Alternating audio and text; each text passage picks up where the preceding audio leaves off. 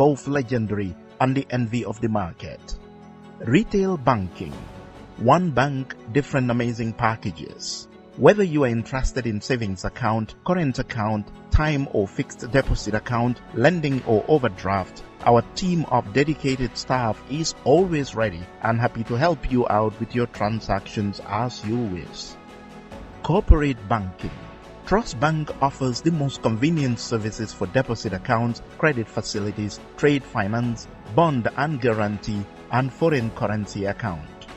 With e-banking, you can make electronic bill payments and online banking and enjoy 24-hour access to your money without ATM. With the largest network of branches and agents, we give you the convenience to receive funds as you please. We are Trust Bank because we take pride in satisfying every customer's financial needs.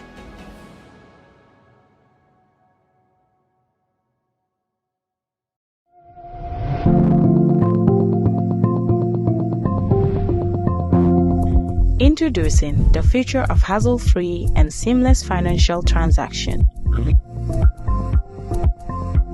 The Una Wallet app, empowering you to effortlessly manage your money anytime, anywhere.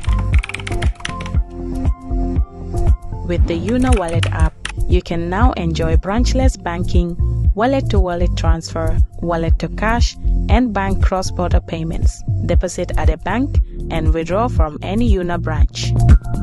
Get ready to experience the ultimate banking convenience with the Una Wallet app.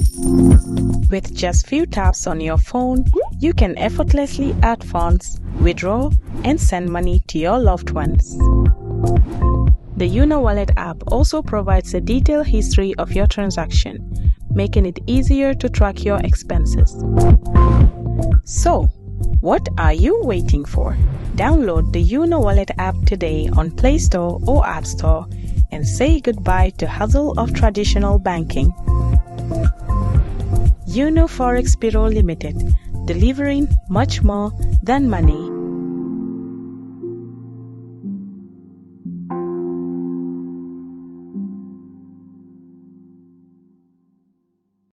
Ja Oil ñoom ñoo jiitu si wàllum jaay essence si biir réew mi te ñu def ko warugal pour kontaan loo suñu client yi borom moto yi ak driver yi seen jaaxare jeex na léegi pour am essence bu baax ak njëg bu yomba lii sax moo tax ñu amal leen banxaas fépp si biir réew mi pour essence bu baax bu set benn place rek la muy Ja Oil soo soxlae essence bu set essence bu baax gasoil wala kérosine naa la wax ne Ja Oil rek mooy jëmukaay ga doxantul rek si bépp banxaasi Ja Oil nga am si bànneex ak Ja Oil seen bànneex mooy suñ taxawaay moo tax ñu amoon leen banxaas bépp si biir réew mi nim gën a yombee pour yow ak suñ liggéeykat yu xarañ yi naa la won ne mbégte rek nga see jël pour am essence bu baax pour say machine fenn place rek la mooy sa Ja Oil ak Ja Oil bànneex kese la moo tax sax suñ station si nekk ca Costa Road ak Banjul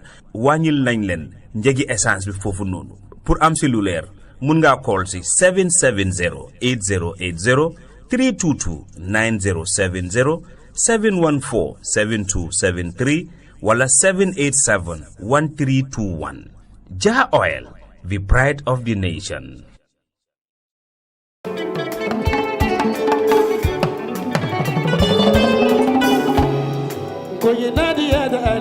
Looking for the perfect home away from home in the Gambia? Welcome to BC's Residence, your ideal short-stay apartment in the heart of Bundum. Whether you're visiting for business, pleasure, or an extended stay, BC's Residence offers you the comfort, convenience, and privacy you deserve. Enjoy spacious, well-appointed accommodations in a peaceful neighborhood just behind Nusrat High School. Our residence combines modern amenities with authentic Gambian hospitality, ensuring your stay is both comfortable and memorable. At BC's Residence, you are not just booking a room, you're finding your perfect base to explore all that the Gambia has to offer.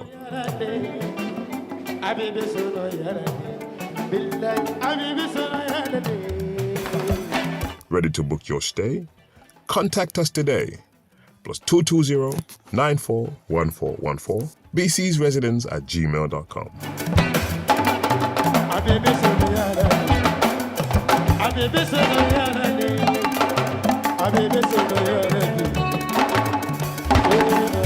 BC's Residence, Bundung, behind Nusrat High School. Your comfort is our priority.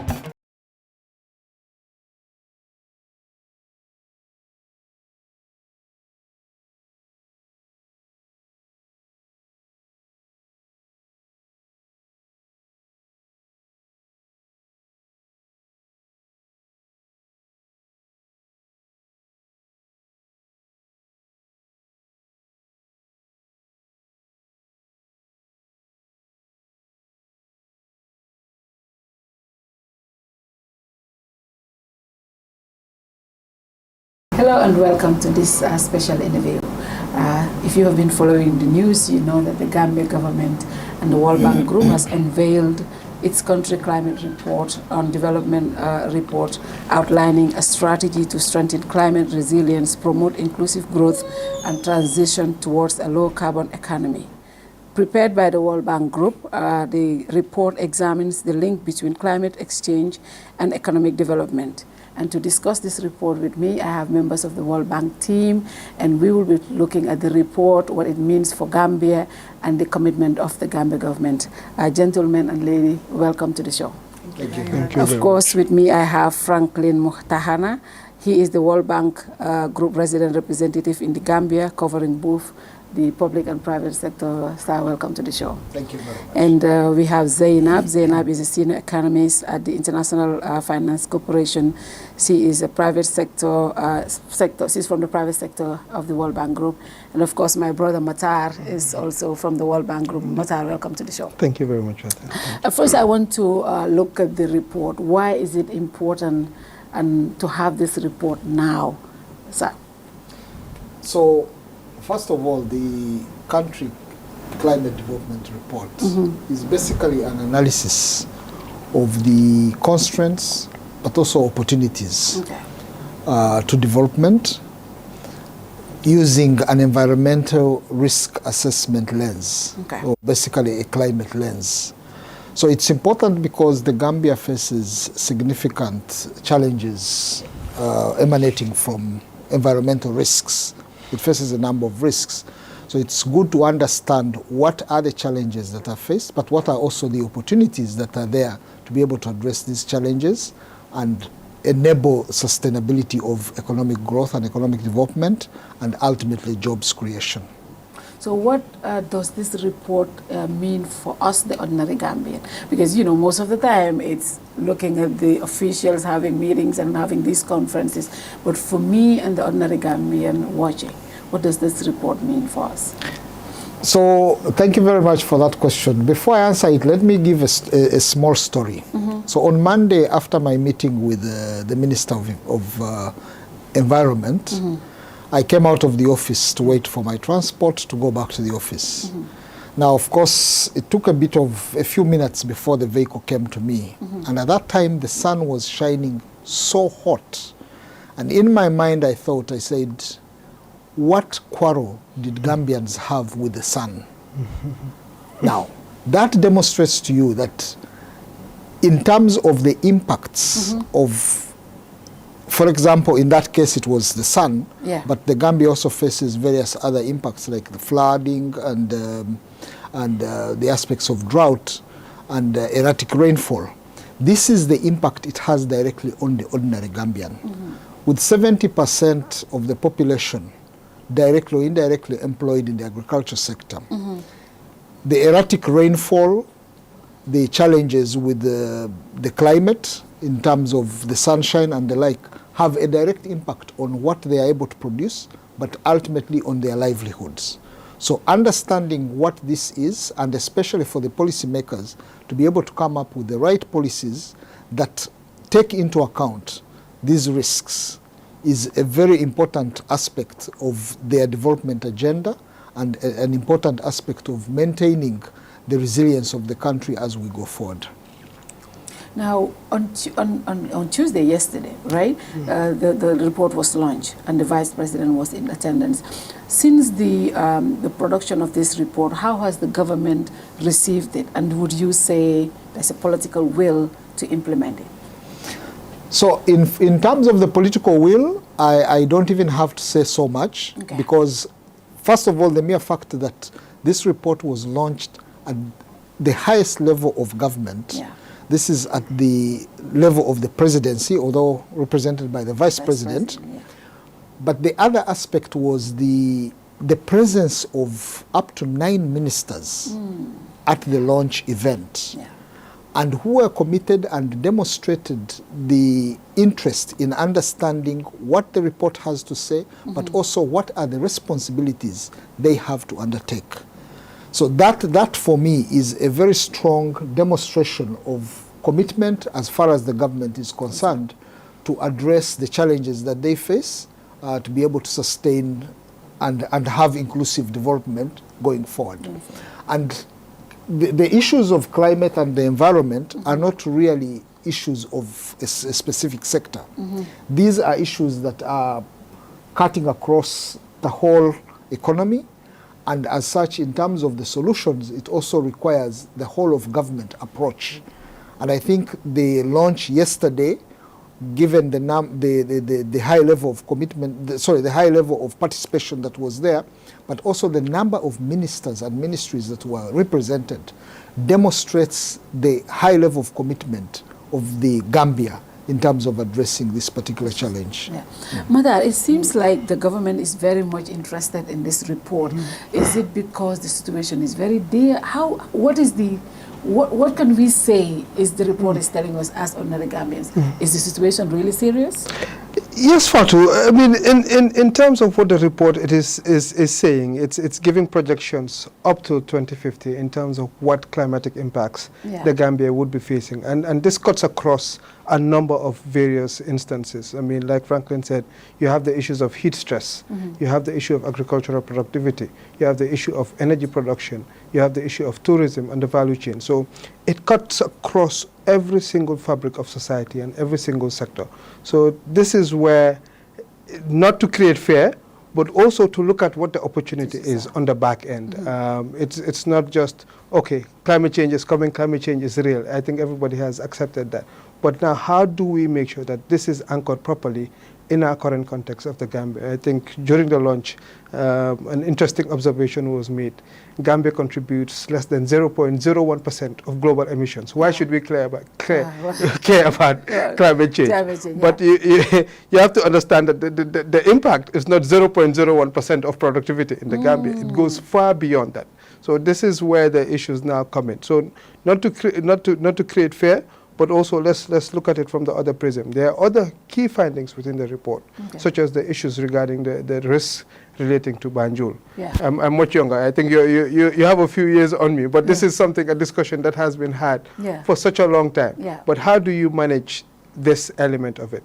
And when we're looking at it within the global context of the report, we're looking at both mitigation and adaptation. And when you look at the Gambia's particular roadmap towards addressing issues of climate change, we're really focusing more on the adaptation aspects of it. How do we make sure that people are really ready and willing and able to absorb some of the issues that may emanate from climate change, but also come out on the other side a more prosperous Gambia, a better Gambia, and a more inclusive Gambia for everybody.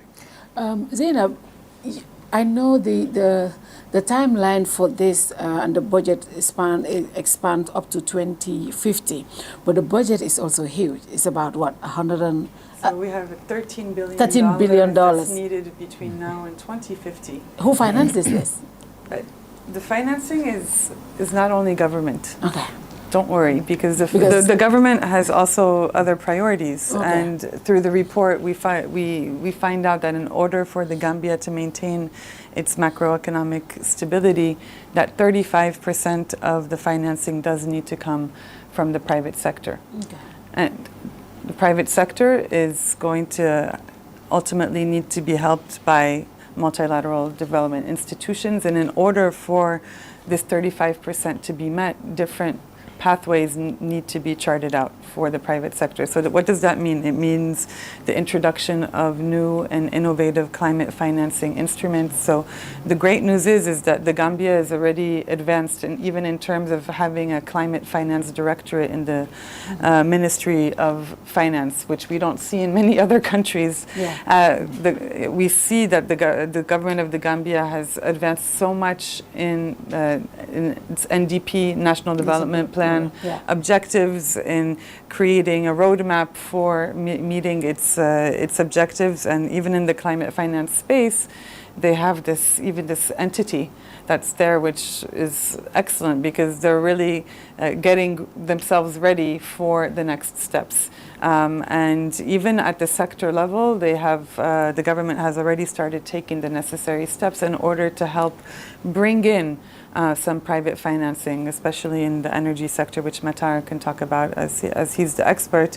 But they understand that the private sector is needed in order for the climate finance gap to be reached. So they're making the effort, and we've also been discussing very closely with the private sector throughout the elaboration of this report. We've held multiple stakeholder consultations with various private sector representatives, and one of the conclusions of the report is we cannot look at these sectors at high risk as constraints. You really have to flip the narrative and look at it from an opportunistic lens. And that's exactly what we did. We, through a complementary diagnostic called the Green Investment Climate Diagnostic that also went live yesterday, we looked at 3 promising subsectors in the Gambian economy that are also the purveyors of livelihoods and jobs for the Gambians, and most importantly, women.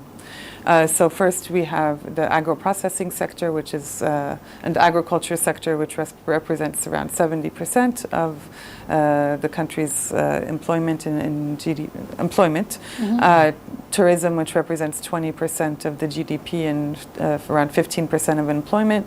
And we'd also looked at solid and urban waste management, as these are all intrinsically linked sectors.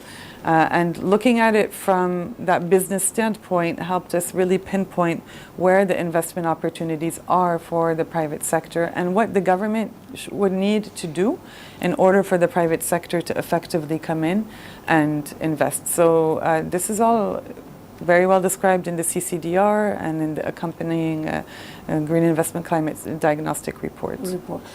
During your work, you mentioned you had also engaged some private sector partners. Are you optimistic that it's 35% that we're looking for from the private sector will be met, at least before 2050? Do you think there is some hope that we will be able to meet that? I think there needs to be hope, because in order for the Gambia to maintain its macroeconomic stability, this is what the teams have modeled. We do not, the Gambia has been doing well on the economic path. It's been reducing its fiscal deficit. And in order for it to maintain this level of macroeconomic stability, this 35% will be necessary. And what we see from the private sector is that they're hungry. They want to come in and invest, not only the domestic private sector, but even foreign investors. They do want to come in. However, the enabling environment has to be there. The creation or the enactment of a special law for waste. We had great interactions with the government, and they're really working hard. They understand the imperative, and they were very excited to receive some of these very concrete recommendations that they look forward to working on collectively with the development partners, as well as the private sector and civil society and academia, who we just came from a meeting with today. Okay, interesting. Now, I know this is up to 2050, but what are the immediate areas that we need to, the key priorities that we need to look at now? What is more urgent that government should be looking at in this report? So In terms of what, and indeed you are right to say that it covers a period of time. But there are already even some activities that are being undertaken. Okay. So there are areas that we, as the World Bank Group, are already working with government in terms of addressing some of the challenges. Key to that is under, for example, the Giraffe project. This is the project that supports the agriculture sector. We're looking at how do we enhance productivity in the agriculture sector. And to enhance productivity, you have to look at aspects of climate smart agriculture. So with the challenges to do with the reliability of rain, what are some of the skills and tools that you can use to alleviate that problem? Issues of promoting irrigation. So those are some of the areas that we've been looking at to see what is it that we can do to promote, to address these risks even as we go ahead. And of course, these will be incremental as the years go on. The tourism sector is another area that we have been looking at very, very critically. And under that one, you will appreciate that the current tourism model in the Gambia is mostly sand and beach. And one of the key risks identified in the report has been the degradation of the coastal, the coastal region of the country. And that is really one of the key tourist attractions that we have as a country. So under this project, we work with government to try and restore some of the coastal erosion, so to forestall the impact of that coastal erosion through aspects of coastal nourishment and the mangrove restorations. So those are some of the areas we look at. And then we do have another project which we finance called the Waka project, which again will also look at how do we restore the coastal line, especially the one that supports the tourism sector. So these are aspects that are looked at going forward. Now, as the years come by, we will have to continue as a country investing in some of these initiatives to be able to forestall what would be the risks. So the report provides two forms of scenarios. There's a scenario of business as usual, and if we continue with business as usual without taking into account these risks and addressing them proactively, the economy is set to shrink by about 9% going forward. Now, 9% shrinking of the economy means a very big impact on the livelihoods of people, on the actual GDP of the country. However, in some best case scenarios, when we start now addressing the recommendations that are put in the report and some of the aspects, we could be able to reduce that shrinking of the economy to something in the range of about 2%, but also be able to prolong the benefits that actually people can get from economic growth and jobs creation going forward. So those are some of the areas that they look at, but the activities are incremental.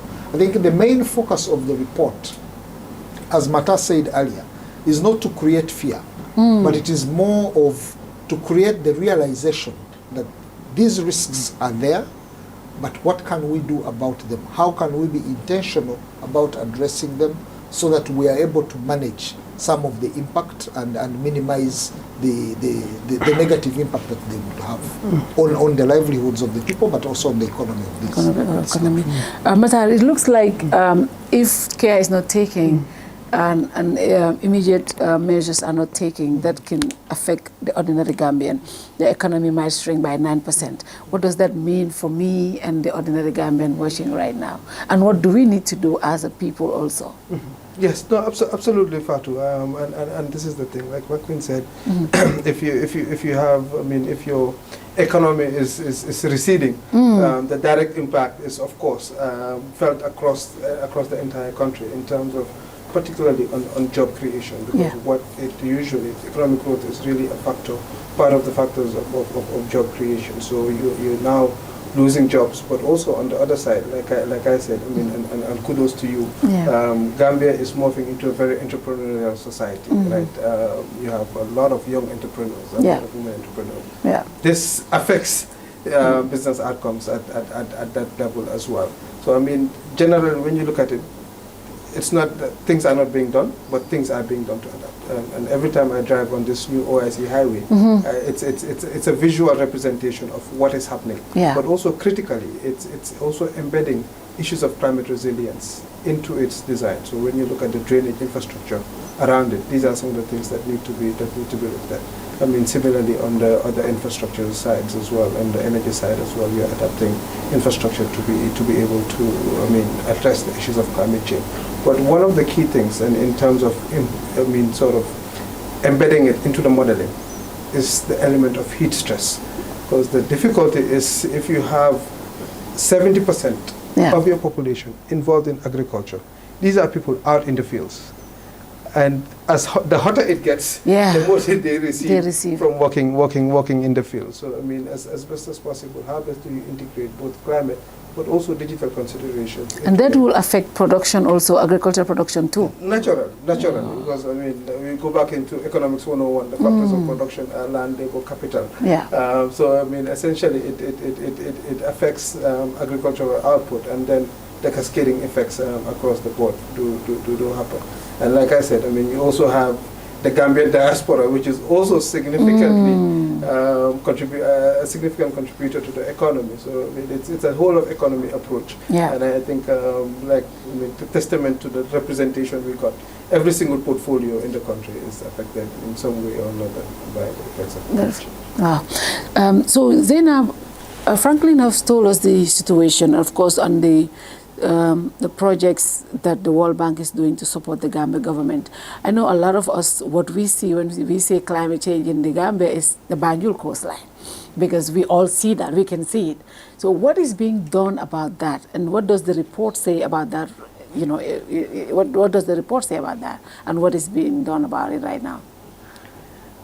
Well, indeed, I think the report does present some statistics on the Banjul coastline and the risks that the city is facing with regards to climate change. And the government is seeing this as an imperative to make the necessary recommendations turn into action in order for the city to become more resilient. So as Matar referenced to, thinking about climate adaptation investments for infrastructure, helping with the tourism sector and the hotel sector, and specifically in order to mitigate the receding coastline. There's also the fact this also creates the opportunities in terms of tourism diversification, not resorting to the mass tourism model that currently exists, which doesn't really create so many jobs and create so much increased revenue for the country, but there are opportunities that do exist in other types of tourism, ecotourism, that would necessitate more investments in infrastructure in order for that to be able to fruition. So the report clearly lays out the imperative to diversify several of the key sectors, to introduce definitely new climate smart technologies, whether it be for the agribusiness sector, whether it be for the tourism sector, and really to pull the private sector in order to be able to help the country realize its country climate and development objectives. So essentially that's it, and I'm sure he's having this conversation with the authorities every day, so I'm sure maybe Franklin can further complement this especially in Banjul, because so if I may jump a lot of me, I remember for my entire lifetime people will tell us Banjul is coming underwater, Banjul is going to sink, but we still hear it hasn't. To those people who still think it's not going to happen, what is in the report, especially when it comes to the coastline? So just to complement what Zainab has indicated, like I said earlier, so some of the measures we are trying to take is how do we safeguard, because one of the risks that the report highlights is the rising sea levels. Now, how do you safeguard the the coastline, because with the rising sea levels, then you have a lot of erosion, and most of the beaches and the coastline is actually going. So the sea is actually coming in. Now, while people say they've heard that Banjul will sink and they haven't seen it, it's actually real that it is coming. It's coming. Yeah. Because when you see the flood levels that are coming up whenever it rains, these are signs of demonstrating that the risks are real. But now the support and in partnership with the World Bank Group, the government is addressing some of these by putting, for example, the coastal nourishment that I was talking about, that would help recede the water and minimize the impact that it has on the coastline itself. And then, of course, also restoring some of these mangroves, because those were really the buffers that were naturally put to safeguard the land from the sea. And because of encroachment by human beings, they destroy some of these buffers. Now, the question is, how do we restore some of these aspects to be able to improve or at least to lengthen the period within which the sea can come towards the settlements of people. That's really part of the process of trying to keep it away. The other aspect is now being smarter in terms of, like Mata indicated, how are we building our roads? Or general infrastructure. Is it climate sensitive? Friendly. Is it climate smart? So if we build a road and you don't put a drainage system, when the rains come, the water will have to find somewhere to go.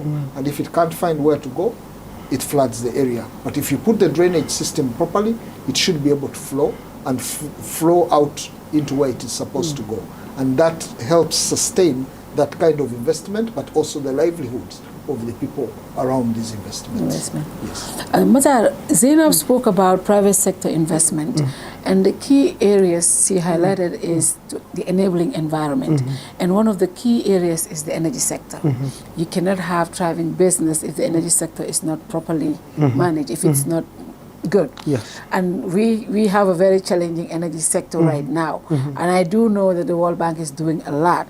But what is the World Bank doing in helping the Gambia government to make sure the energy sector thrives, that way businesses can grow when they come to invest in the country? Fatou, maybe we might have a separate program. We might have a separate program. That's true. I see a lot of money pumping in. I'm thinking, what is happening? But I do know that also you have brought a lot of stability in the energy sector. That we can understand. Yes, indeed. I mean, this is really a sector that has suffered from prolonged decades of underinvestment. So really starting from a very low base and trying to get it to a point where it's relatively stable and responsive to the emerging needs of the Gambian economy. But I mean, in a nutshell, the bank has been integrated across the entire value chain in the energy sector. I mean, the flagship investment was the Jambu Solar Park, where I mean the Gambia now is benefiting from renewable energy sources. And one of the key findings in the report as well is transitioning from the predominant heavy fuel oil that was being utilized into further accelerating the take-up of renewable energy sources could actually reduce energy costs by about 50%. You speak to most businesses currently. You spoke to them 10 years ago. The biggest concern was the reliability of it. But now it's a bit more reliable, but the cost of it still is prohibitive. So a lot of their overheads is going towards that. So really, as best as possible, accelerating the use of renewable energy sources. Zaina spoke to this earlier. Yes, currently as well, I mean, in terms of supporting to reach the 35%, there's a current pipeline of readily bankable investments in renewable energy of up to 150 megawatts. I think the first phase of 50 megawatts, it's very advanced, and then hopefully before the end of the summer, they should actually issue out the contract award for that. But on the back of that as well, there's 100 megawatts solar that is expected to come online as well. But it's been a very extensive transition, because I think it's only Gambia and Bissau that have almost overnight transitioned from 100% heavy fuel oil-based utility into integrating various sources of renewable generation into their energy mix. But also on top of that as well, the Gambia is now integrated into the regional market. And this has allowed for a lot more resilience in terms of really being able to diversify the supply sources. There are also internal constraints in terms of transmission infrastructure and distribution infrastructure that the World Bank has also been supporting quite extensively across the board. Recently, just last year, a new project was approved looking at both upgrading transmission infrastructure in the Greater Banjul area, but also supporting energy access investments, I think. And the Gambia has a really good story to tell in terms of energy access.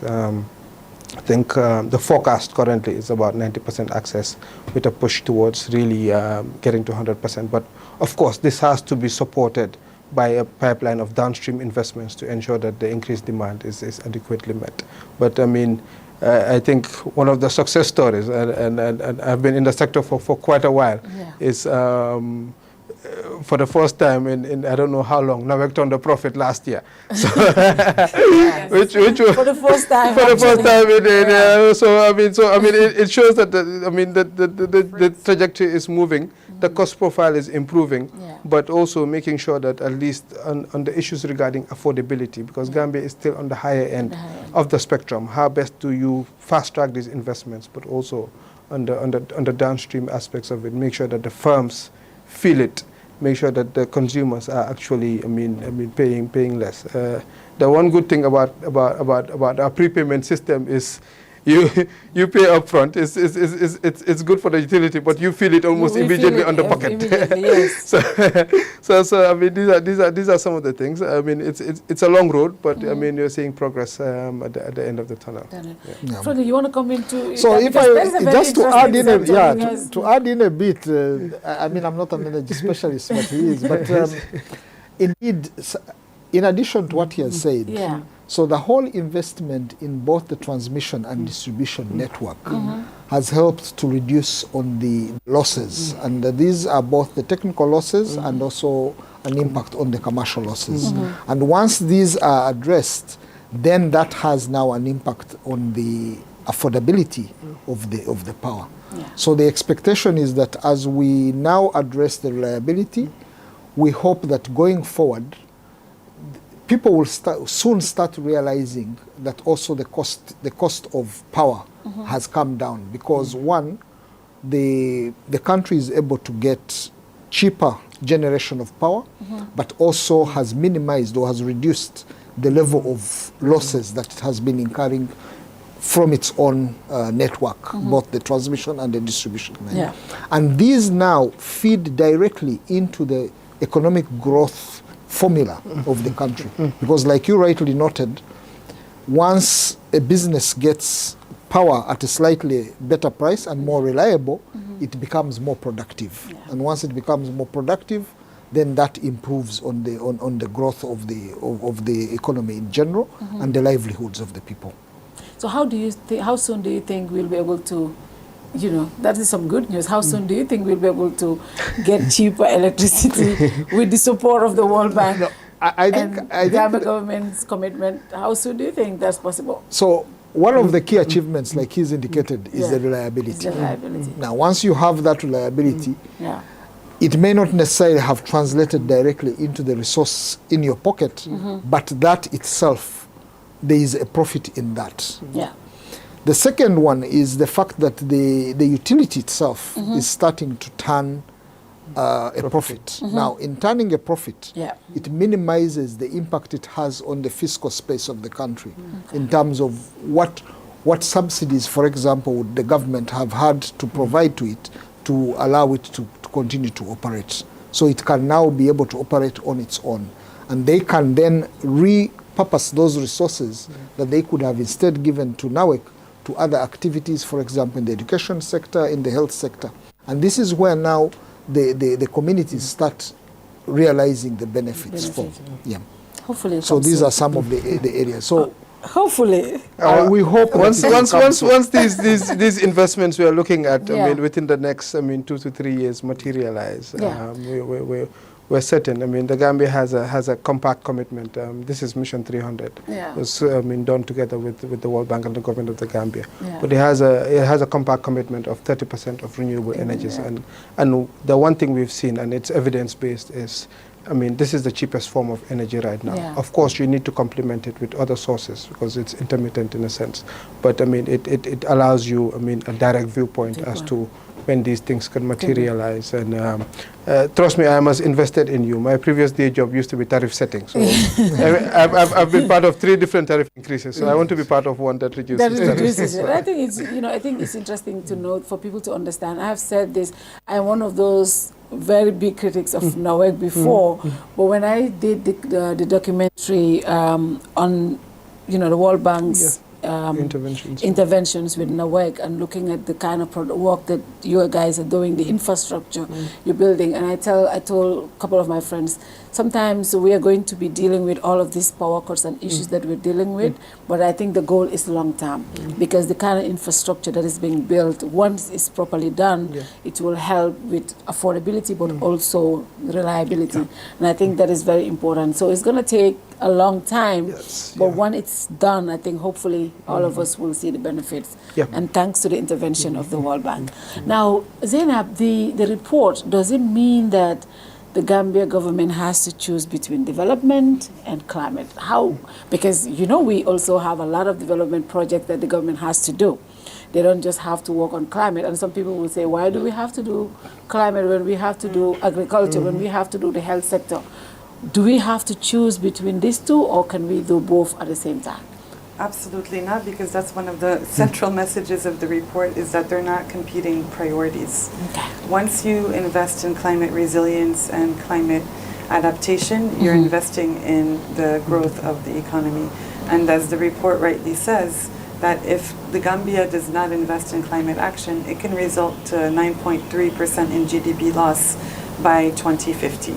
So investing in climate resilience is investing in the economy, is investing in livelihoods, is investing in job creation, and is investing in the long-term growth path of the Gambia. So absolutely, I would not say that they're competing, I would say that they're absolutely complementary. Yeah. And like you said, you have to choose between health, education. It's not a choice, because the government has, and now from our dialogue, I feel that they've embedded a mindset where climate considerations have been embedded in every single investment decision that they're making. Like Matar talked about infrastructure. Now, yesterday the Minister of Tourism was talking about, the tourism sector and the hotels and how to develop a green framework for the hotel sector, talking about diversification of tourism into ecotourism and what that needs. So I really see it in the forefront of the government, and that speaks to also the high representation of the highest levels of government that came to the launch yesterday, because it's not a choice. It's really investing in the future. In the future. And it looks like this is the report also, what it signaled for me is the plan, because most of the time countries, governments, African governments would not have plans that give you a long-term plan. But this is not just telling us this is for today. We're talking about electricity. They had us. We're talking about electricity. But we thank God we have a bank. So but talking about plans, this is a 50-year plan. Why is it important for us to have this plan now released, the report released now? Why is it important? So actually, the report, if it was possible, the report should have been released yesterday. And when I say yesterday, I don't mean yesterday. I mean days back. Yeah. Okay. Yeah. Years back, maybe. Years back. Yeah. But it is never too late. Okay. I think the report coming out at this time really is to draw the attention of the policymakers, the public, in terms of being sensitive as they make decisions in terms of what needs to be done, but also as they live their daily life, make decisions that are climate smart. that take into account the realities of the risks you're facing, but also that try to take advantage of the opportunities that these risks now provide. And then how do we take advantage of these to be able to sustain the economic growth that we are currently seeing, and make sure that we do not remain in an environment of business as usual and have a realization of the 9-point-something loss in GDP. But if we can minimize that loss, it is a significant induction into the level of economic growth. And of course, once we have the economy growing, then we have livelihoods improving, because we also have the level of job creation coming up significantly, and that will directly impact everybody, the common person, and whoever else, because then, one, the country has the necessary resources to address some of the human capital investment aspects in education and health, but also the people themselves have a much better livelihood because they are able to afford and are able to pick whatever else they would have needed. Yeah. So in a nutshell, really, it's the fact that the report comes out and brings that realization of these are the risks we face, but these are also the opportunities. If we are able to address some of these risks now, this is how we can forestall the negative impact that would be coming up and help to sustain the current development trajectory that the country is undertaking. Madar, how does the report affect the most vulnerable in society? Obviously, young people and women. When economies have issues, mostly it affects us, the women and the young people. Yes. If these issues are not addressed properly, how will it affect the young people and the women? Yes, no, absolutely. I mean, they bear a disproportionate impact in terms of what the climate impacts are. But generally, I mean, really, it's to structure it around the whole of economy approach so that nobody is left behind. Yeah. This is both the women and the youth, and there's a very critical topic we didn't get to speak of, and this is really relating to broadly around access to finance for both women and youth. And part of the CCDR also does look at critical aspects on climate finance, but also how best do you integrate these segments of society into it. The other element of it really relates to, like I said earlier, both the agricultural sector and the tourism sector. Combined, these two sectors provide about 85% of jobs. Yeah. Any impact on these sectors disproportionately affect both youth and women. So, I mean, looking at protecting and enhancing productivity, particularly in the agricultural sector, would support it. Critically as well, within the report, there's also a human capital dimension that has been embedded within it, and this is really looking at health and education outcomes, I mean, on the framework called Protect, Build and Utilize, so that they ensure that the human capital potentials of all Gambians are materially, I mean, really improved. But then there's also another element of it, and this comes out in the CCDR on the issue of clean cooking and water solutions as well. Women, fortunately, unfortunately, in Gambia, are responsible for most of these issues, and particularly, I'm very sensitive to the issue of clean cooking. We're still heavily utilizing a lot of charcoal, fuel wood, I mean, for domestic cooking purposes, and things have shifted now. There are, of course, options in LPG and also the utilization of clean cooking stoves. Yeah. So, I mean, it's critical to look at it from across all these prisons to make sure that they're fully onboarded, but also protected, so that at least, I mean, particularly on the education side, how best do you support these? And this is really a key feature of a number of our projects. So right now, when you look at some of our projects, we're looking at matching grants, and most of the beneficiaries are actually youth and women. I think Franklin is best placed to speak to this, but in agriculture, there are matching grant facilities. In tourism as well, we do have some, so that we have backward linkages between production and into the sectors. So, I mean, it's critical, it's crucial, but like we said, our North Star is job creation. And when you talk about jobs, you're just embedding all of these. So this is why it's critical to support institutions like yours that are sort of creating this opportunity for job creation across the board. Yeah, and Zainab, I know the report talks about the role of government and the private sector, but of course, us the people, do we have? Did the report touch on anything around that? What should be our role, the citizens? We live around, we create all of this, right? Do we have a role to play in all of this to complement the private sector and governments? Absolutely. I mean, I think this report is for the people of the Gambia, like Matar alluded to. Many of the sectors that support the livelihoods of the Gambia, agriculture, tourism, the upcoming sectors as well that haven't been exploited, they represent the vulnerable, the youth, the women. Yeah. So it's integrated into the daily lives of the Gambians, climate change. So any recommendation that is done is there to touch, the average Gambian youth. As well, the students, I think they've been involved in the dialogue, which we had a very interesting conversation earlier with the students of the University of the Gambia. There's a whole Climate Action Center at the University of the Gambia. So it's really an inclusive report that touches upon all of the layers of the population, and as well has a very important spatial dimension, because like we alluded to earlier, it's not only about Banjul, but it's also about the surrounding areas and how to improve the territorial equality for the Gambia in that sense.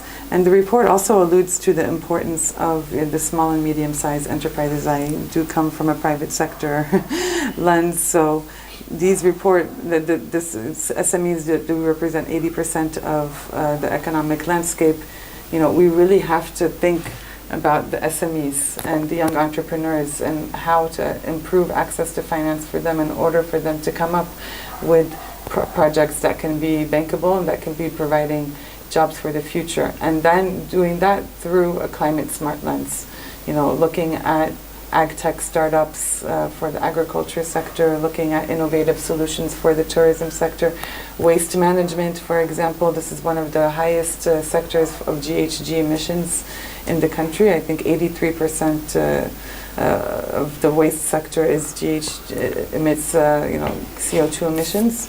So this is something that is a sector that's unstructured, that has the opportunity to create a lot of jobs and bring in a lot of private sector investment, but the enabling environment needs to be there. This is an opportunity for SMEs and young entrepreneurs to come in and come up with innovative solutions for the sector. So ultimately, it's all about, for me, the youth, the SMEs, and the most vulnerable in the Gambia. Wow, interesting. Finally, we're running out of time, Franklin. The support the World Bank is doing through the Gambia government to the Gambian people. Can you just give us a brief on some of the projects that you work? I know you talked about the giraffe and others, but just some of the work that you're doing to support the Gambia government, to make sure. Yeah, so what I gave earlier on were specific projects, but I think it may be easier to go through at a sector level. Okay. So, for example, Mata rightly noted the support in the energy sector. We also support in the education sector, the health sector, the digital sector, the tourism sector, which I had also mentioned earlier on, and road sector. Those are the key ones that are coming up. And of course, agriculture, which I had mentioned earlier on. So the support has been very broad, and that is to the public sector. We also then have significant impact in terms of private sector development. And on that one, I look at it from two angles. One is the angle of how do you get the government to create the enabling environment for private sector development. And once we have that enabling environment, then how do we support the private sector in terms of the investment resources that they need to be able to go forward, but also the technical assistance in some of the areas that they would not have the exact technical assistance. And for that one specifically, I would look at like the MSMEs, which may not have the necessary structure of operation that would then enable them to get more resources to grow their businesses. So we do try and support them in some of these areas. So really, in a nutshell, I would say the support to the government is to provide the activities that government has responsibility over, and we accompany government in its program. So we don't substitute what government is supposed to do. We just complement what they're supposed to do and strengthen it, but also continue to create that enabling environment, support them to create the enabling environment to bring in the private sector. Zainab earlier on indicated, when she indicated that the requirement, for example, for addressing the environmental risks that we have outlined is enormous. Now, that requirement being enormous, the government cannot address it on its own. If you are to take it to scale, it's the private sector that can take it to scale. The jobs that Mata talked about in terms of job creation, the best placed sector to create jobs is the private sector. So the bank's support comes in to help them take forward some of these agendas, both in terms of what are the policies and institutional structures, but then also what is the enabling environment. For example, what is the regulatory environment? How conducive is it to attract private sector development? And then we provide the investment resources for these private sectors to thrive. Thank you very much, and we want to thank the World Bank for the support to the Gambia government, obviously to the private sector, because a report like this only gives the government a plan as to what should be done in the next couple of years. And I think if implemented, helps Gambia. But what's the final message to the viewers, especially the Gambian people? How should we look at this report? How should it be received, especially the young people and women?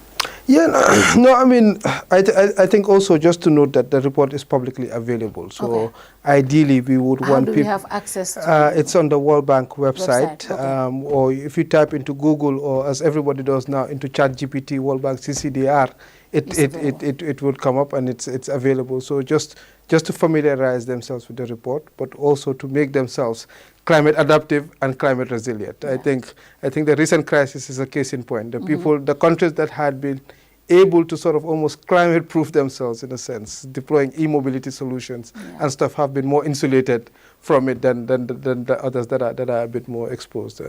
So, I mean, ideally, let's just familiarize ourselves with the report. I mean, the World Bank is here for the Gambians, and we're always available to further these discussions. Thank you. Final, Mrs. Zainab?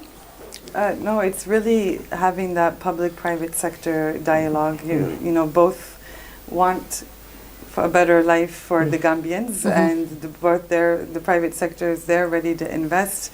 The government is there to help implement the necessary regulations for the private sector to come in.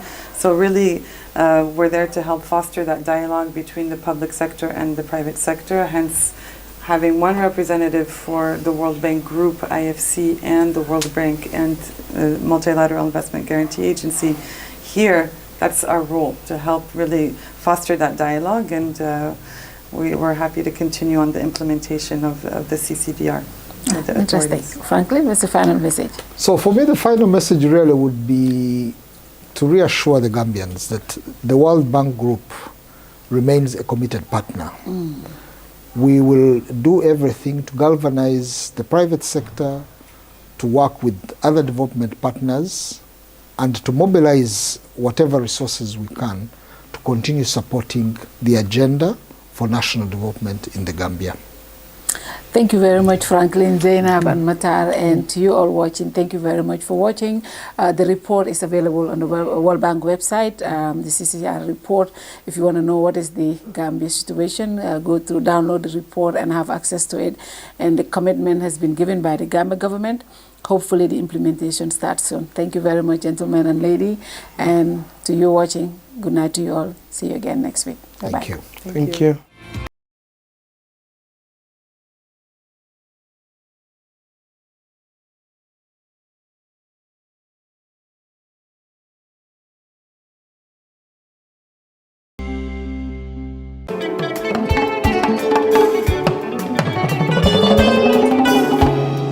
Looking for the perfect home away from home in the Gambia? Welcome to BC's Residence, your ideal short-stay apartment in the heart of Bundung. Whether you're visiting for business, pleasure, or an extended stay, BC's Residence offers you the comfort, convenience, and privacy you deserve. Enjoy spacious, well-appointed accommodations in a peaceful neighborhood just behind Nusrat High School. Our residence combines modern amenities with authentic Gambian hospitality, ensuring your stay is both comfortable and memorable. At BC's Residence, you are not just booking a room, you're finding your perfect base to explore all that the Gambia has to offer.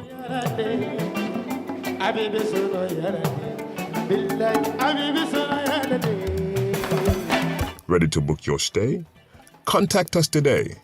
+220 941414 BC's Residence at gmail.com.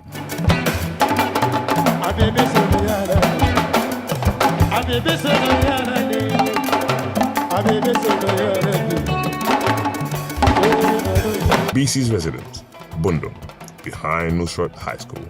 Your comfort is our priority.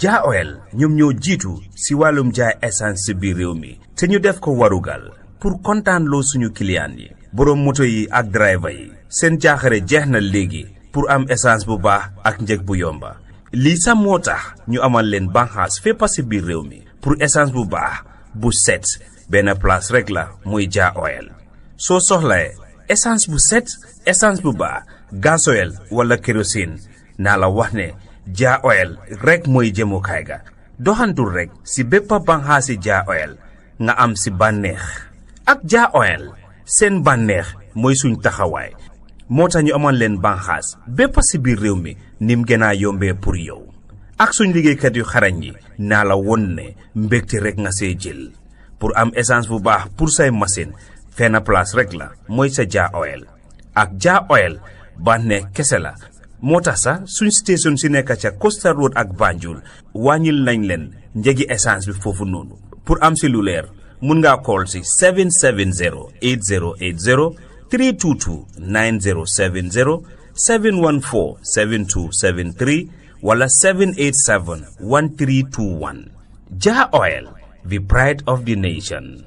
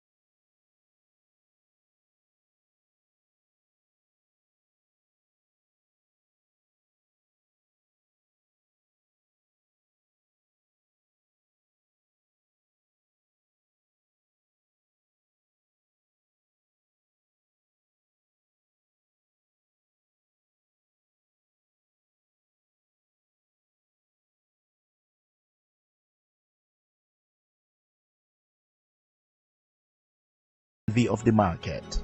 Retail banking. One bank, different amazing packages. Whether you are interested in savings account, current account, time or fixed deposit account, lending or overdraft, our team of dedicated staff is always ready and happy to help you out with your transactions as you wish. Corporate banking. Trust Bank offers the most convenient services for deposit accounts, credit facilities, trade finance, bond and guarantee, and foreign currency account.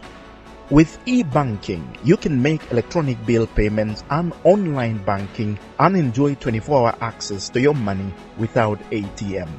With the largest network of branches and agents, we give you the convenience to receive funds as you please. We are Trust Bank because we take pride in satisfying every customer's financial needs.